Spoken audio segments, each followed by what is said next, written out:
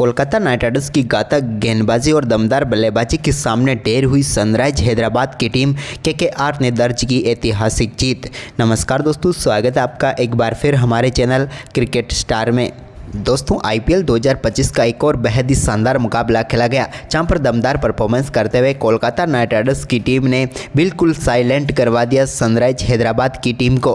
तो दोस्तों हम आपको इस मुकाबले का पूरा हाईलाइट तो इस वीडियो में बताएंगे, लेकिन दोस्तों उससे पहले आप भी इस दमदार मुकाबले को देखकर खुश है तो इस वीडियो को एक लाइक जरूर कर दें और साथ ही साथ चैनल पर नए हैं और अभी तक चैनल को सब्सक्राइब नहीं किया तो चैनल को सब्सक्राइब करके बेल आइकन जरूर दबा लें।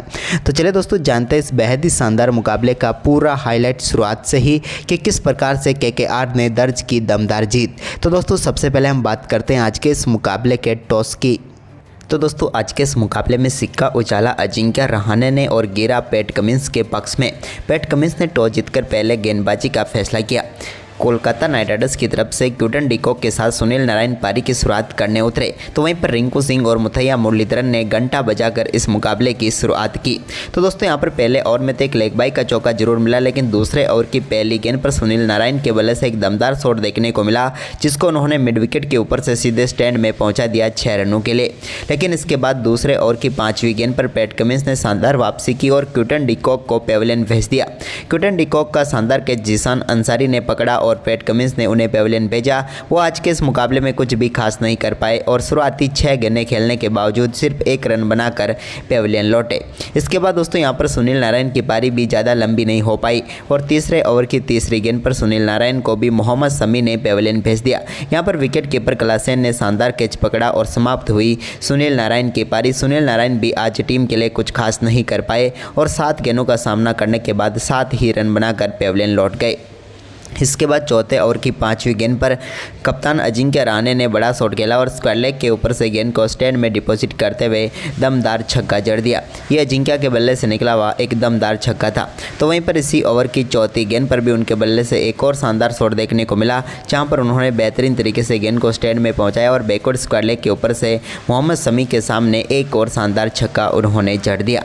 इसके बाद दोस्तों ये शानदार परफॉर्मेंस अजिंक्य रहाणे और रघुवंशी का जारी रहा। इसी बीच 5वें ओवर की आखिरी गेंद पर भी एक और शानदार चौका यहां पर रघुवंशी ने भी जड़ा।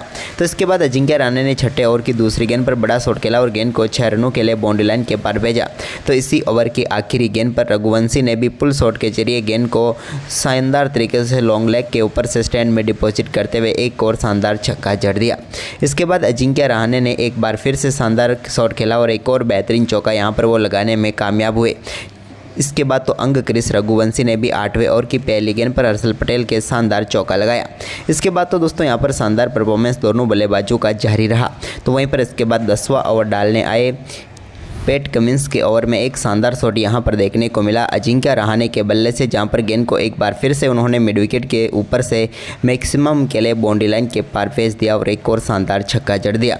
तो वहीं पर इसके बाद दोस्तों जीशान अंसारी के सामने भी बड़ा शॉट खेला यहां पर अंग क्रिस रघुवंशी ने और गेंद को एक बार फिर से 6 रनों के लिए बाउंड्री लाइन के पार भेज दिया। इसके बाद यहां पर रिवर्स स्वीप शॉट खेलना चाहते थे यहां पर अजिंक्य रहाणे, लेकिन वो अपना विकेट गंवा बैठे। यहां पर शानदार कैच पकड़ा क्लासेन ने और समाप्त हुई अजिंक्य रहाणे की पारी, जहां पर उन्होंने 27 गेंदों पर 38 रनों का योगदान दिया। तो वहीं पर इसके बाद दोस्तों यहां पर 12वें ओवर की 4थी गेंद पर भी एक और बड़ा शॉट यहां पर खेला रघुवंशी ने और एक और शानदार चौका यहां पर एक्स्ट्रा कवर की तरफ जड़ दिया।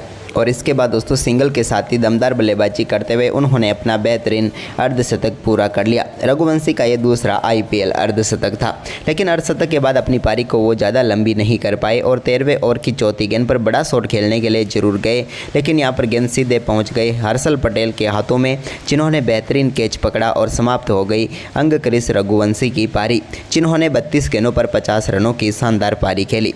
तो वहीं पर इसके बाद दोस्तों यहाँ पर 15वें ओवर की 5वीं गेंद पर वेंकटेश अय्यर ने एक बड़ा शॉट खेला और अपनी पारी का पहला शानदार छक्का उन्होंने जड़ दिया। यहां पर गेंद को उन्होंने फाइन लेग के ऊपर से स्टैंड में पहुंचाया। तो वहीं पर इसके बाद दोस्तों यहां पर 16वें ओवर की 4थी गेंद पर भी एक और बेहतरीन शॉट उनके बल्ले से निकला, जिस पर भी शानदार चौका देखने को मिला कट के जरिए। तो वहीं पर इसके बाद रिंकू सिंह ने भी शानदार बल्लेबाजी करते हुए 100 ओवर में एक और बेहतरीन चौका जड़ा, लेकिन 17वें ओवर की 2री गेंद पर उनके बल्ले से शानदार तरीके से चौका देखने को मिला। तो इस ओवर में हर्षल पटेल के सामने रिंकू सिंह ने दमदार बल्लेबाजी करते हुए 3 गेंदों पर 3 बेहतरीन चौके जड़े, जहाँ पर एक चौका बैकवर्ड पॉइंट की तरफ तो एक चौका इन्होंने एक्स्ट्रा कवर की तरफ जड़ा और एक चौका यहाँ पर शानदार बल्लेबाजी करते हुए फाइन लेग की तरफ लगाने में वो कामयाब हुए। तो वहीं पर इसके बाद दोस्तों यहाँ पर शानदार बल्लेबाजी करते हुए रिंकू सिंह ने भी 18वें ओवर में एक और बड़ा शॉट खेला और गेंद को 6 रनों के लिए बाउंड्री लाइन के पार भेज दिया और तबाही मचानी शुरू कर दी। इसके बाद 19वें ओवर की पहली गेंद पर वेंकटेश अय्यर के बल्ले से भी एक और शानदार चौका देखने को मिला। तो वहीं पर इसी ओवर की अगली ही गेंद पर उन्होंने एक और बड़ा शॉट खेला और गेंद को 6 रनों के लिए बाउंड्री लाइन के पार भेज दिया। इसके बाद इस ओवर में 2 और चौके यहां पर वेंकटेश अय्यर ने जड़े और इसके बाद शानदार अर्धशतक पूरा कर लिया। तो वहीं पर इसके बाद वेंकटेश अय्यर की ये शानदार बल्लेबाजी 20वें ओवर में भी जारी रही, जहाँ पर 20वें ओवर की पहली गेंद पर हर्षल पटेल की गेंद को लॉन्ग ऑन के ऊपर से 6 रनों के लिए बाउंड्री लाइन के पार भेज दिया वेंकटेश अय्यर ने और एक और दमदार छक्का जड़ा। तो वहीं पर इसी ओवर की दूसरी गेंद पर चौका जड़ा, लेकिन इसके बाद वो अपना विकेट गंवा बैठे। अनिकेत वर्मा ने उनका कैच पकड़ा, शानदार 29 गेंदों पर 60 रन बनाकर वो पेविलियन लौटे। इसके बाद दोस्तों यहाँ पर आखिरी गेंद पर आंद्रे रसल भी रनआउट होकर पेविलियन लौटे और यहाँ पर निर्धारित 20 ओवर में 200 रनों का स्कोर खड़ा किया कोलकाता ने और 201 रनों का लक्ष्य रखा हैदराबाद के सामने। वहीं पर इस बड़े लक्ष्य का पीछा करने उतरे अभिषेक शर्मा और ट्रेविस हेड। तो दोस्तों यहाँ पर मुकाबले की पहली गेंद पर वैभव अरोरा की गेंद को मिड ऑफ की तरफ शानदार तरीके से चौके में तब्दील कर दिया ट्रेविस हेड ने, लेकिन दोस्तों इसके बाद अगली ही गेंद पर वैभव अरोरा ने दमदार वापसी की और ट्रेविस हेड एक और बड़ा शॉट खेलने की कोशिश में गए, लेकिन यहाँ पर मिड ऑफ पर शानदार कैच पकड़ा हर्षित राणा ने और समाप्त हुई यहाँ पर ट्रेविस हेड की पारी, जहाँ पर दोस्तों ट्रेविस हेड कुछ खास नहीं कर पाए। 2 गेंदों का सामना करने के बाद 4 रन बनाकर चलते बने। वहीं पर इसके बाद दोस्तों यहाँ पर दूसरे ओवर की आखिरी गेंद पर हर्षित राणा ने अभिषेक शर्मा को भी चलता किया। उनके बल्ले का किनारा लेकर गेंद सीधे वेंकटेश अय्यर के हाथों में पहुंच गई और यहाँ पर 2 ओवर में 2 करारे झटके सनराइज हैदराबाद की टीम को लगे। अभिषेक शर्मा की बात करें तो उन्होंने 6 गेंदों का सामना किया और 2 रन बनाकर वो भी चलते बने। तो इसके बाद दोस्तों यहाँ पर तीसरा ओवर डालने आए वैभव अरोरा ने घातक गेंदबाजी की और यहाँ पर तीसरे ओवर की पहली गेंद पर पेविलियन भेज दिया ईशान किशन को भी। उनका कैच शानदार तरीके से अजिंक्य रहाणे ने पकड़ा और समाप्त हुई यहाँ पर ईशान किशन की पारी भी। ईशान किशन एक और मुकाबले में यहाँ पर फेल होते हुए नजर आए। बात करें तो उन्होंने 5 गेंदों का सामना किया और 2 रन बनाकर चलते बने। इसके बाद दोस्तों यहाँ पर नीतीश कुमार रेड्डी जरूर क्रीज पर टिके रहे। नीतीश कुमार रेड्डी ने कुछ बेहतरीन शॉट जरूर खेले, जहां पर उनके बल्ले से 2 बेहतरीन चौके व एक दमदार छक्का उनके बल्ले से देखने को मिला। छक्का उन्होंने वैभव अरोरा के सामने लगाया जब उन्होंने डीप स्क्वायर लेग के ऊपर से गेंद को सीधे स्टैंड में पहुंचा दिया और दमदार छक्का जड़ दिया। तो वहीं पर इनके साथ बल्लेबाजी करे कामिंडू मेंडिस ने भी शानदार खेल दिखाया और यहाँ पर 7वें ओवर की पहली गेंद पर आंद्रे रसल की गेंद को बेहतरीन तरीके से 6 रनों के लिए बाउंड्री लाइन के पार भेज दिया। ये भी इनके बल्ले से निकला हुआ एक शानदार छक्का था जो कि सीधे स्क्वायर लेग के से बाउंड्री लाइन के पार चला गया। वहीं पर इसके बाद दोस्तों यहाँ पर आंद्रे रसल ने नीतीश कुमार रेड्डी को पेविलियन भेज दिया। नीतीश कुमार रेड्डी खराब शॉट खेलकर यहाँ पर सीधा कैच सुनील नारायण के हाथों में थमाकर आउट होकर पेविलियन लौटे और एक बार फिर सेट होने के बाद आउट होकर गए।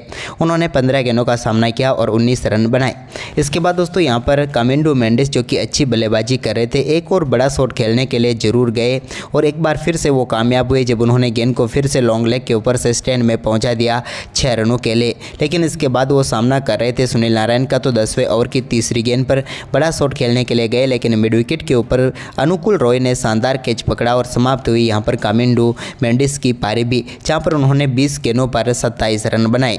तो इसके बाद दोस्तों यहां पर शानदार बल्लेबाजी करते हुए अनिकेत वर्मा से बड़ी उम्मीद थी सनराइज हैदराबाद को, लेकिन यहां पर वरुण चक्रवर्ती ने उनको भी चलता कर दिया। उनका बेहतरीन कैच यहां पर वेंकटेश अय्यर ने पकड़ा और समाप्त हुई एक और बल्लेबाज की पारी जो कि अनिकेत वर्मा की थी, जो कि खतरनाक साबित हो सकते थे, लेकिन 6 गेंदों पर 6 रन बनाकर चलते बने। इसके बाद दोस्तों यहाँ पर हेनरी क्लासन ने अच्छा खेल दिखाया, जहाँ पर 14वें ओवर की पहली गेंद पर उनके बल्ले से एक बड़ा शॉट देखने को मिला जो कि सीधा गया 6 रनों के लिए बाउंड्री लाइन के पार। तो इसकी अगली ही गेंद पर उन्होंने एक और बड़ा शॉट खेला और एक बार फिर से गेंद को 6 रनों में तब्दील कर दिया और बैक टू बैक 2 छक्के यहाँ पर सुनील नारायण को जड़ दिए हेनरी क्लासन ने। लेकिन इसके बाद दोस्तों यहाँ पर हेनरी क्लासन का विकेट अब टर्निंग पॉइंट बन चुका था इस मुकाबले में। उनके उनके सामने वैभव अरोरा आए तो उनकी गेंद पर वो बड़ा शॉट खेलने के लिए गए, लेकिन यहाँ पर मोइन अली ने शानदार कैच पकड़ा और समाप्त हुई यहाँ पर हेनरी क्लासन की पारी। और इसी के साथ जीत की उम्मीदें सनराइज हैदराबाद की। 21 गेंदों पर 33 रन बनाकर क्लासन चलते बने। इसके बाद ज़्यादा देर तक टिके नहीं कप्तान पैट कमिंस भी, और वो भी 15 गेंदों पर 14 रन बनाकर चलते बने। तो इसके बाद तो कोई भी बल्लेबाज टिक नहीं पाया, चाहे वो सिमरजीत सिंह हो या फिर हो हर्षल पटेल। और पूरी सनराइज हैदराबाद की टीम 120 रनों पर ऑल आउट हो गई और दमदार परफॉर्मेंस करते हुए कोलकाता नाइट राइडर्स ने इस मुकाबले को 80 रनों से जीतकर आईपीएल इतिहास की शानदार जीत दर्ज की, जबकि सनराइज हैदराबाद को आईपीएल इतिहास की सबसे बड़ी हार थमा दी। यानी कि दोस्तों सनराइज हैदराबाद का परफॉर्मेंस बिल्कुल खराब रहा। तो आपको ये मुकाबला कैसा लगा हमें कमेंट करके ज़रूर बताएं।